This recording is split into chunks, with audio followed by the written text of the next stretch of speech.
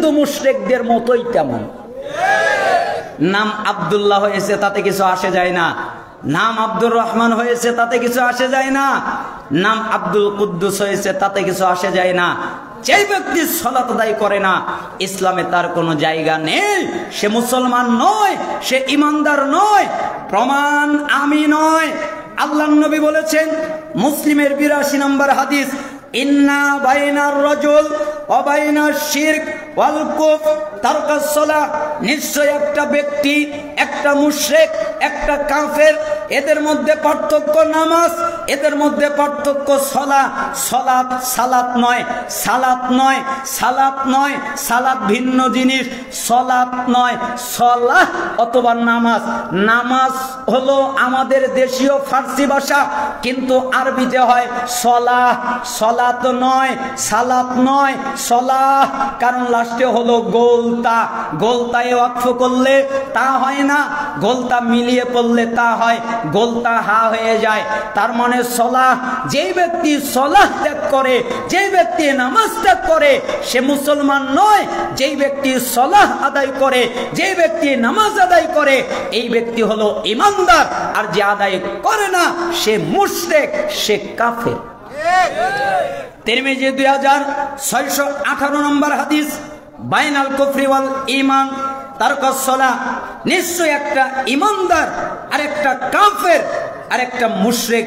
ঈমানদার কাফের এর মধ্যে পার্থক্য নামাজ।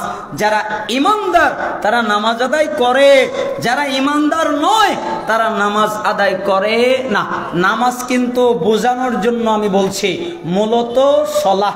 আমি এক এলাকায় আলোচনা করতেছিলাম যে আজকে আলোচনার বিষয় সালাহ।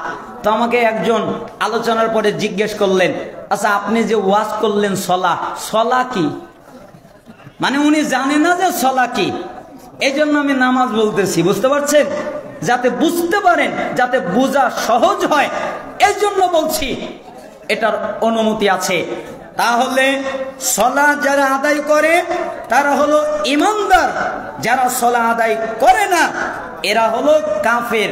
তিরমিজি ২৬২১ নম্বর হাদিস, আলাহাদুল্লাযী বাইনানা বাইনাহুমুস সালাহ ফামান তারাকা ফাকাদ কাফার। আমাদের মধ্যে আর তাদের মধ্যে পার্থক্য সালাহ। আমরা যারা ঈমানদার তারা সালাহ আদায় করি, তারা যারা কাফের তারা সালাহ আদায় করে না। আমরা ঈমানদাররা পড়ি, তারা কাফেররা পড়ে না।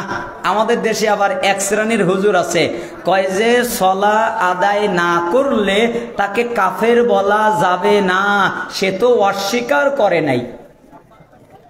তা আপনাকে কে বলেছে? আল্লাহ রসুল কি বলেছেন যে সালাত অস্বীকার করলো কুফরি করলো? এরকম হাদিস শুনেছেন জীবনে? কি বলেছেন? যে ত্যাগ করলো ওই কুফরি করলো। আবার অনেকে বলে না এটা হলো ছোট কুফরি। কে বলেছে ছোট কুফরি? বড় কুফরির একটা আলামত হলো ওই কুফরের আগে আলিফ থাকে, লাম থাকে, মারিফা থাকে।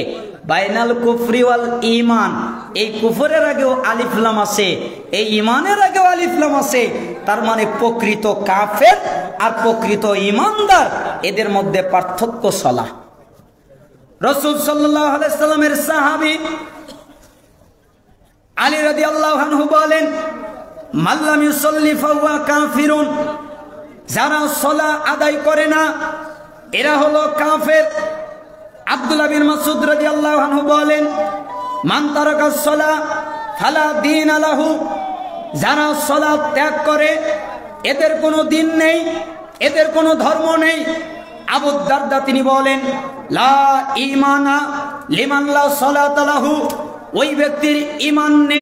আব্দুল্লাহ ইবনে মাসউদ রাদিয়াল্লাহু আনহু একই কথা বললেন, আবু দারদা রাদিয়াল্লাহু আনহু একই কথা বললেন, ওমর ইবনুল খাত্তাব রাদিয়াল্লাহু আনহু তিনি বললেন, লা হাজ্জা ফিল ইসলাম লিমান তারাকাস সালাহ।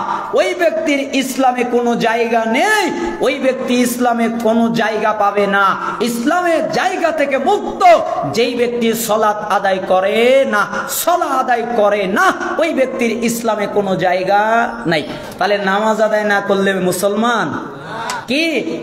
কাফের। পরবর্তী প্রজন্ম তাবি আব্দুল্লাহ বিন শাকিক তিনি ইজমা বর্ণনা করছেন।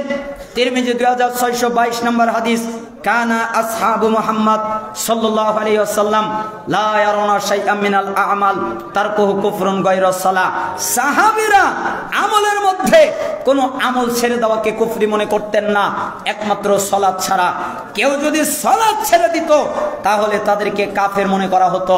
রাসূলের ফতোয়ায় যারা সালাত পড়ে না এরা কাফের, সাহাবীদের ফতোয়ায় যারা সালাত পড়ে না এরা কাফের, তাবিঈদের ফতোয়ায় যারা সালাত পড়ে না এরা কাফের। ইমামরাও তাই বলেছেন, যারা সালাত পড়ে না। বর্তমান বেঁচে আছেন সুলাইমান আর-রুহাইলি হাফিজাহুল্লাহ, মসজিদে কুবার ইমাম, তিনিও বলছেন জোহরের নামাজের ওয়াক্ত হয়ে গেছে, ওয়াক্ত যেতে যেতে যেতে যেতে আসরের ওয়াক্তে ঠেকে গেছে, কিন্তু আসরের ওয়াক্ত হয়ে গেল, এর ভিতরে জোহরের সালাত আদায় করে নাই, তাহলে সে যেন আসরের সালাত আদায় করার আগে কালেমা পড়ে মুসলমান হয়, তারপরে যেন আসরের সালাত আদায় করে। আমি বলিনি, মক্কা মদিনার ইমামরা বলেছেন, আমি বলিনি, মসজিদে কুবার ইমাম সুলাইমান আর-রুহাইলি হাফিজাহুল্লাহ তিনি কথা বলেছেন।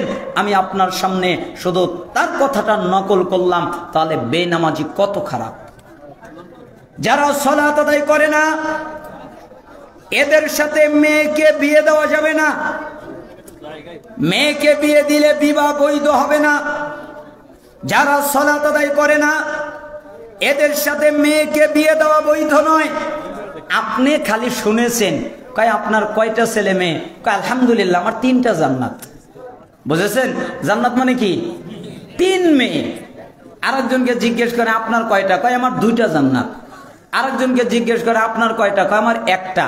বাপ মনে করেছে মেয়ে হলেই জান্নাত, মানে আর কিছু লাগবে না, হলেই জান্নাত। হাদিসের এক অংশ নিয়েছে, আর অংশের দরকার নেই। অথচ আল্লাহ রাসূল সাল্লাল্লাহু আলাইহি সাল্লাম বলছেন, যার 3টা মেয়ে হলো, 3টা মেয়েকে উত্তম ভাবে লালন পালন করলো, আদব কায়দা শিক্ষা দিল, ঈমান শিক্ষা দিল, অতঃপর একটা ঈমানদার পাত্রের হাতে তুলে দিল, বাপের কাজ শেষ। এ কারণে বাপকে জান্নাত দেওয়া হবে।